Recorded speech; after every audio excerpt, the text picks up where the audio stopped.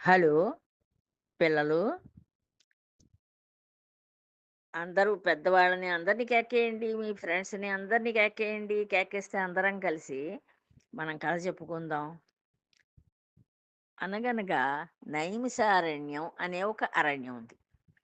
ఆ నైమిసారణ్యంలో ఎంతసేపు మహర్షులందరూ కూర్చొని తపస్సు చేసుకుంటూ ఉంటారు. అది ఒక పవిత్రమైన ప్రదేశం అన్నమాట. ఆ ప్రదేశంలో ఈ ఋషులందరూ ఏం చేశారంటే ఒకసారి సూత మహర్షిని కేకేసి 1000 సంవత్సరములు చేస్తారు ఆ యాగ యాగాన్ని. దాని పేరు సత్రయాగము అంటారు.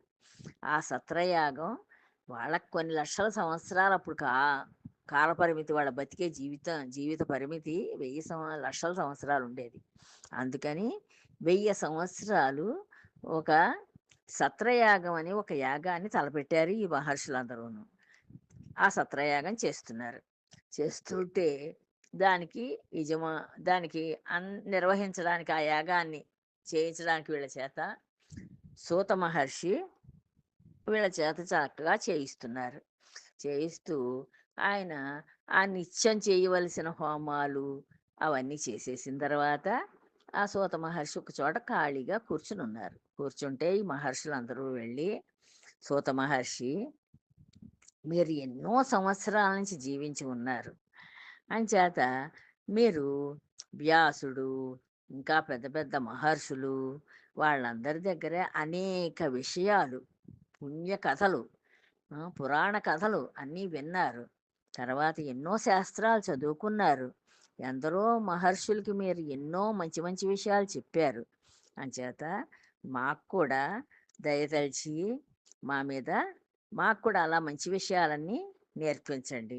నేర్పిస్తే మేము కూడా నేర్చుకుంటాం.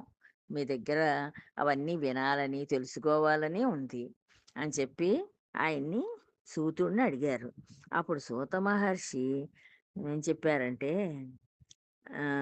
"మీరు పెద్దల దగ్గర నుంచి విన్న విషయాలని చెప్పమన్నారు కదా! సరే అయితే చెప్తాలండి" అని చెప్పారాయన. చెప్పి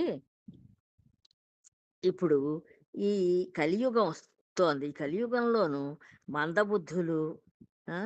మంచి విషయాలను వేటిని కూడా పట్టించుకోని వాళ్ళు, హ్మ్. అల్పాయుష్కులు అంటే తక్కువ కాలం బతికేవాళ్ళు, దీర్ఘ రోగులు అంటే దీర్ఘ రోగులంటే చాలా కాలం ఈ రోగాలతోటి బాధపడేవాళ్ళు, మందభాగ్యులు అంటే హ్మ్. ఆ భాగ్యం అంటే ఆరోగ్యం అవ్వచ్చు, ధనం అవ్వచ్చు, ఏదైనా అవ్వచ్చు, విద్య అవ్వచ్చు. అవన్నీ అబ్బకుండా మందభాగ్యులు. ఇలాంటి వాళ్ళు కలియుగంలో పుట్టి పెరుగుతూ ఉంటారు. వీళ్ళందరికీ హ్మ్. శుభం కలగాలంటే ఏం చెయ్యాలో చెప్పండి అని అడిగారు.